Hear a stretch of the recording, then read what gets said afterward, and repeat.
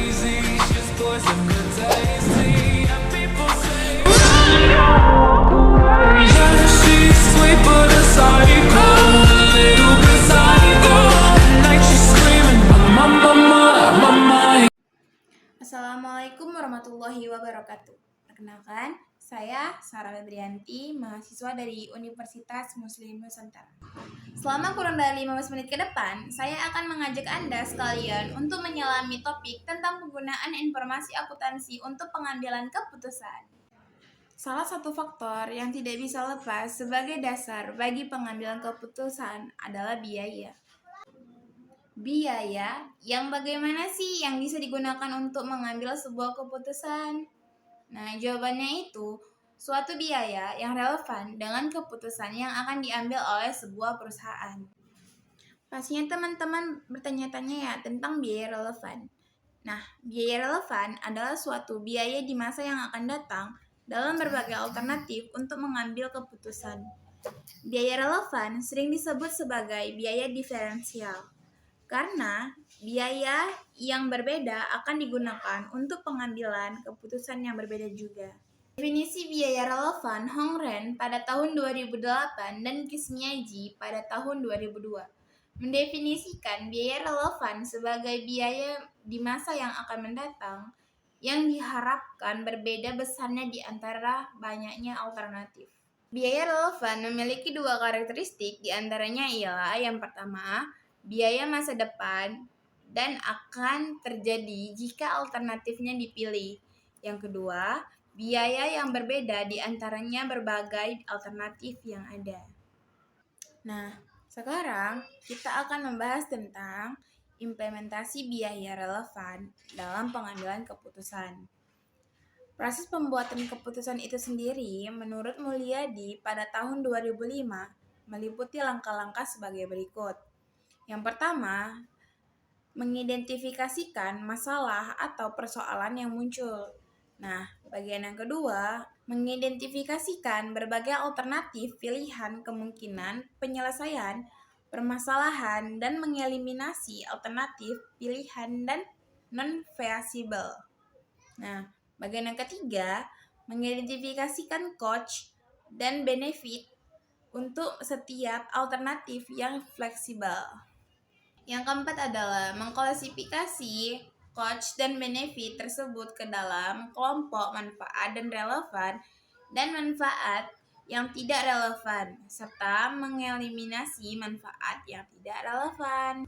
Nah, yang kelima, mengumpulkan data-data pendukung mengenai seluruh cost dan benefit yang relevan, dan memastikan data tersebut terjadi pada rentang waktu atau periode yang sama. Nah, yang keenam, jumlahkan seluruh cost dan benefit yang relevan untuk setiap pemilihan alternatif.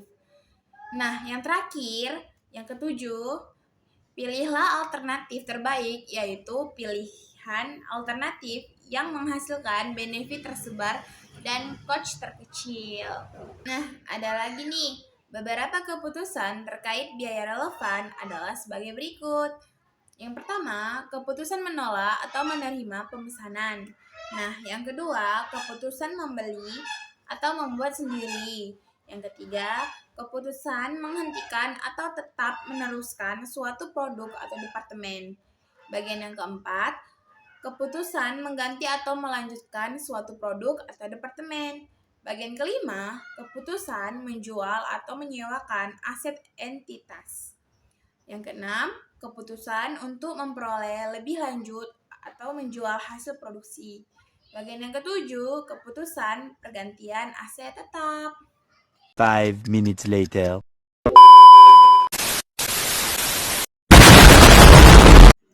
Halo guys, kembali lagi dengan aku, Sarah Febrianti.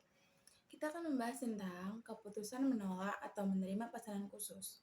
Nah, pada umumnya, kegiatan perusahaan adalah produksi suatu produk reguler dalam jumlah yang sama setiap harinya. Apabila di kemudian hari ternyata perusahaan mendapatkan pemesanan khusus dengan harga khusus, maka perusahaan dapat mempertimbangkan apakah pemesanan khusus tersebut diterima atau ditolak. Maka akuntansi manajemen digunakan untuk menganalisis atau menghitung biaya-biaya yang muncul akibat adanya pemesanan khusus tersebut. Ketika terjadi penjualan pemesanan khusus, maka perlu dilihat pada beban diferensialnya. Pada poin berikutnya, kita akan membahas tentang keputusan memproduksi sendiri atau membeli produk dari pihak luar. Dalam rangka melakukan pengadaan atau memenuhi kebutuhan perusahaan atas suatu barang, maka perusahaan bisa melakukannya dengan memproduksi atau membuat sendiri produk yang dibutuhkannya tersebut. Perusahaan bisa membelinya dari pihak luar. Untuk itu, terdapat beberapa hal yang harus dipertimbangkan perusahaan dalam pengambilan keputusan terkait alternatif. Pilihan membeli atau membuat sendiri produknya tersebut sebagai berikut. Yang pertama, kapasitas sumber daya yang tidak terpakai atau masih menganggur. Apakah potensi sumber daya manusianya, mesinnya, peralatan masih memungkinkan untuk dapat memproduksi barang sendiri atau tidak?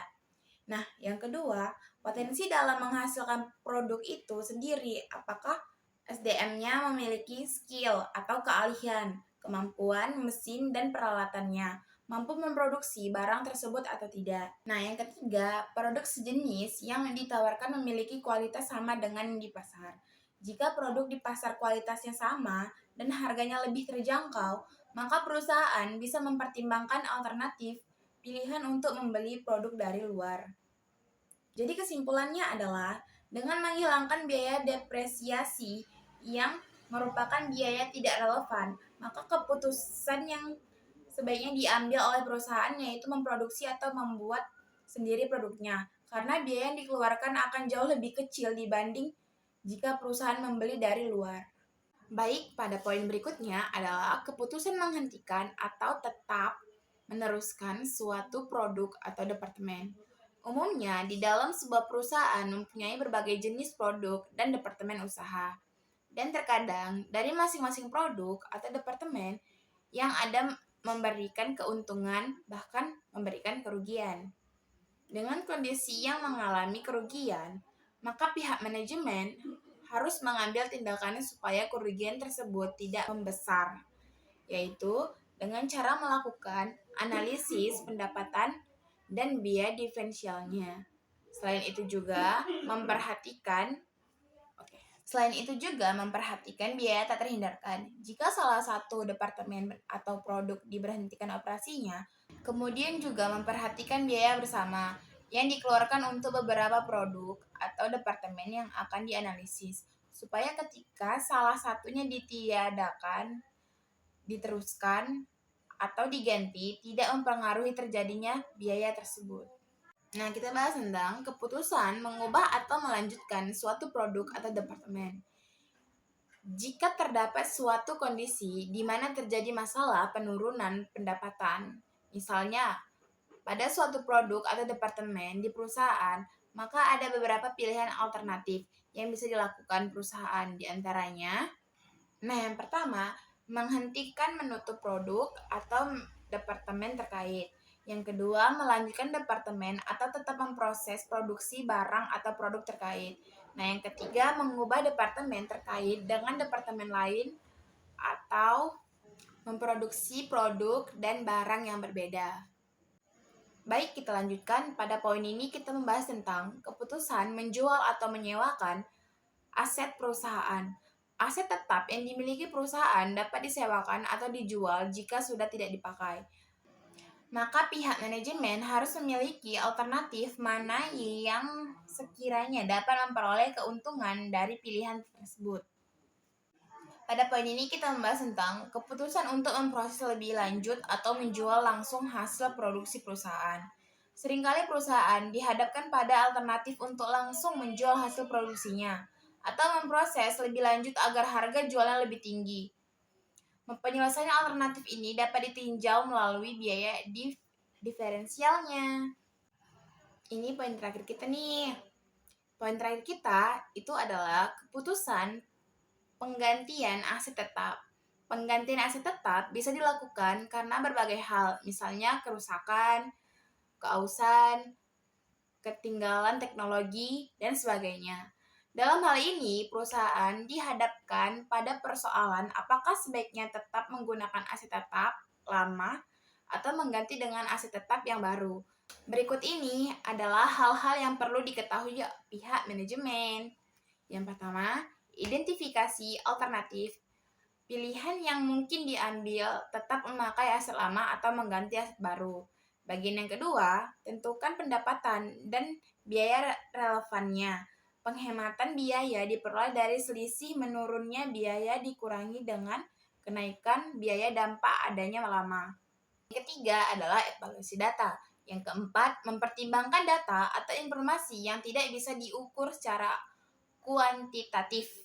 Misalnya kemampuan dan moral pegawai dengan adanya aset baru atau timbulnya masalah ketenagakerjaan terkait dengan penurunan TKI.